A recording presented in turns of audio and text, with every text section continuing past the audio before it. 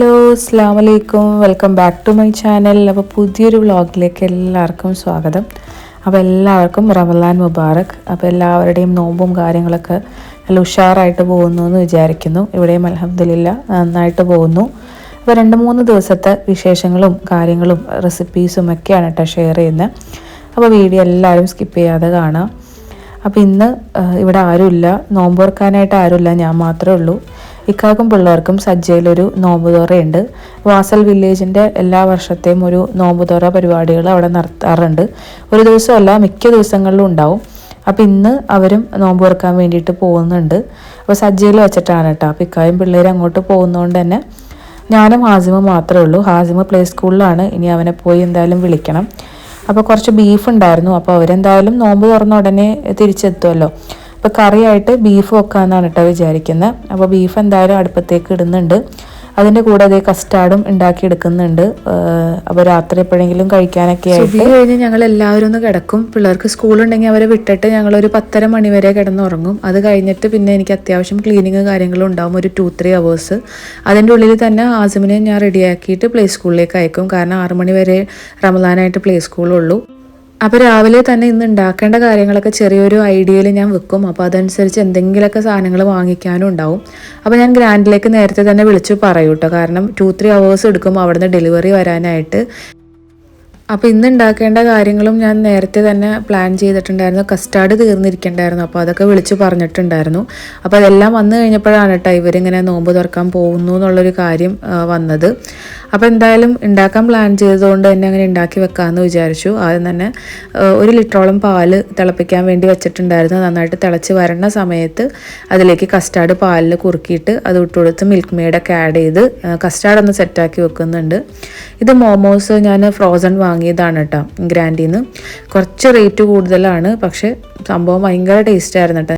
ഓവനിൽ വെച്ചിട്ട് ഒരു 2-3 മിനിറ്റ് വേവിച്ചെടുത്താൽ മതി, മൈക്രോവേവ് ചെയ്തെടുത്താൽ മതി, അത് സെറ്റായിട്ട് വരും.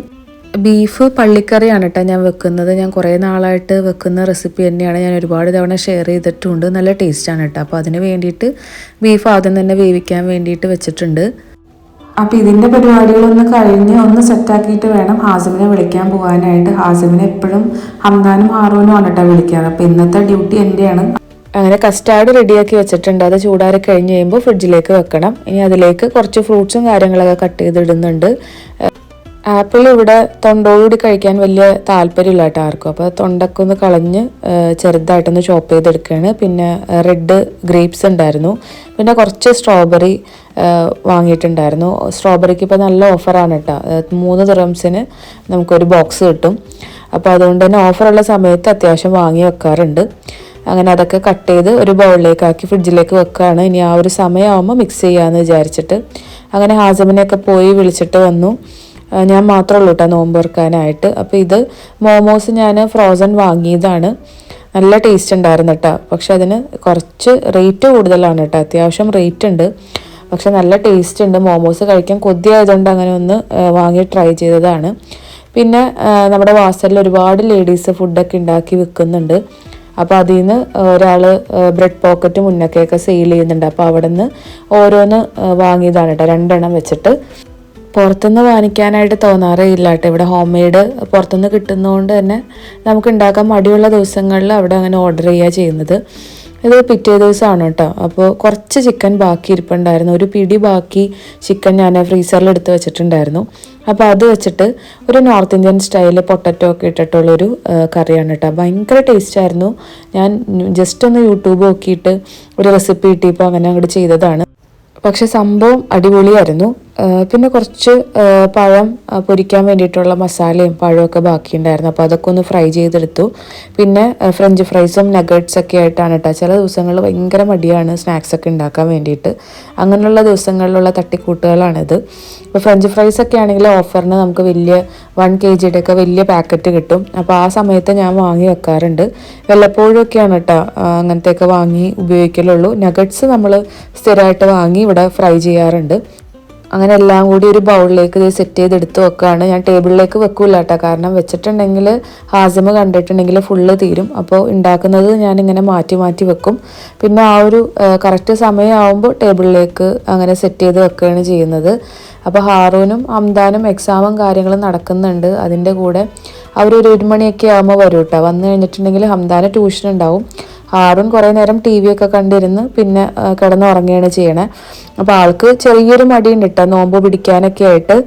കഴിഞ്ഞ വർഷം അവന് ഈ ഒരു മടിയുള്ളതുകൊണ്ട് തന്നെ ഞാൻ ഇത്തവണ സ്ട്രിക്റ്റ് ആക്കിയിട്ടുണ്ടായിരുന്നു. അപ്പോൾ അതുകൊണ്ട് തന്നെ നോമ്പൊന്നും വിടാതെ പിടിക്കുന്നുണ്ട്. എക്സാമുള്ള ദിവസങ്ങളിൽ മാത്രം ഞാൻ പിടിപ്പിക്കാറില്ല.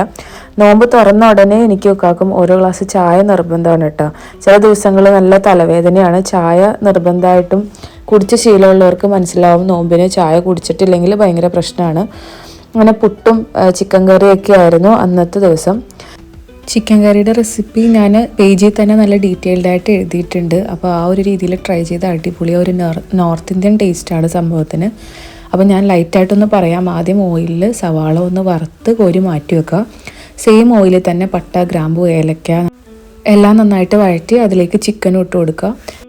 എന്നിട്ട് അതിലേക്ക് ജിഞ്ചർ ഗാർലിക് പേസ്റ്റ്, അതേപോലെ കുറച്ച് പൊടികൾ ആഡ് ചെയ്യണം. മഞ്ഞൾപ്പൊടി, മുളക് പൊടി, മല്ലിപ്പൊടി ആവശ്യത്തിന് ഇട്ട് കൊടുക്കുക. എന്നിട്ട് അതിലേക്ക് 1 കപ്പ് തൈര്, പിന്നെ 2 ടൊമാറ്റോ നന്നായിട്ട് മിക്സിയിൽ പേസ്റ്റായിട്ട് അരച്ചത് അതും കൂടി ആഡ് ചെയ്ത് കൊടുത്തതിന് ശേഷം നന്നായിട്ട് മിക്സ് ചെയ്യുക. പിന്നെ ആവശ്യത്തിന് പൊട്ടറ്റോ കൂടി ഇട്ട് കൊടുത്ത് ആവശ്യത്തിന് വെള്ളം ഒഴിച്ചിട്ട് വേവിക്കാൻ വെക്കുക.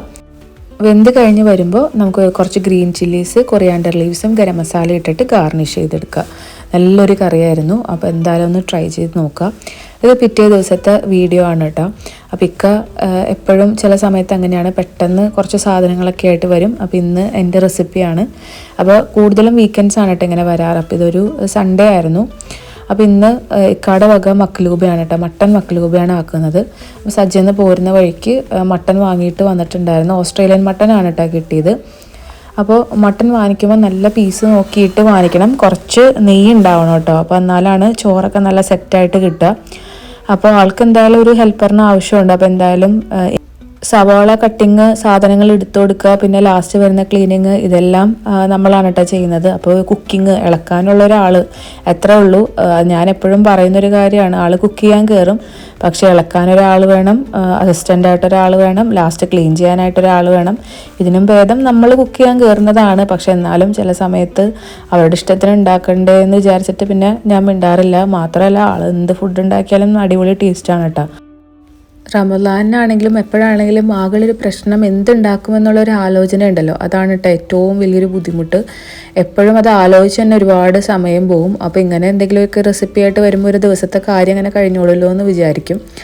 അപ്പോൾ ആദ്യം തന്നെ മക്ലൂബയ്ക്ക് വേണ്ടത് എല്ലാ വെജിറ്റബിൾസും ഒന്ന് ഫ്രൈ ചെയ്തെടുക്കുക എന്നുള്ളതാണ്. അപ്പോൾ ബ്രിഞ്ചാളുണ്ട്, വലിയ ബ്രിഞ്ചാൾ എല്ലാം റൗണ്ടിൽ ഷേപ്പിൽ കട്ട് ചെയ്തെടുക്കണം. ബ്രിഞ്ചാൾ, പൊട്ടറ്റോ, ക്യാപ്സിക്കം, പിന്നെ ടൊമാറ്റോ എല്ലാം റൗണ്ടിൽ കട്ട് ചെയ്യുക. എന്നിട്ട് നമ്മുടെ സൺഫ്ലവർ ഓയിലിൽ ഫ്രൈ ചെയ്തെടുക്കുക കേട്ടോ.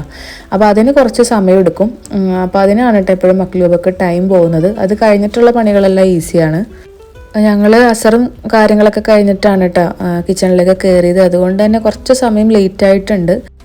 അപ്പോൾ എന്തായാലും നമുക്ക് നോമ്പ് തുറക്കാനുള്ള പരിപാടികൾ ആദ്യം കഴിച്ചു വെക്കാമെന്ന് വിചാരിച്ചിട്ട് അതിൻ്റെ കൂടെ തന്നെ നഗറ്റ്സ് കുറച്ചുണ്ടായിരുന്നു. അപ്പോൾ അതും ഫ്രഞ്ച് ഫ്രൈസും കാര്യങ്ങളൊക്കെ ഒന്ന് ഫ്രൈ ചെയ്തെടുക്കുന്നുണ്ട്.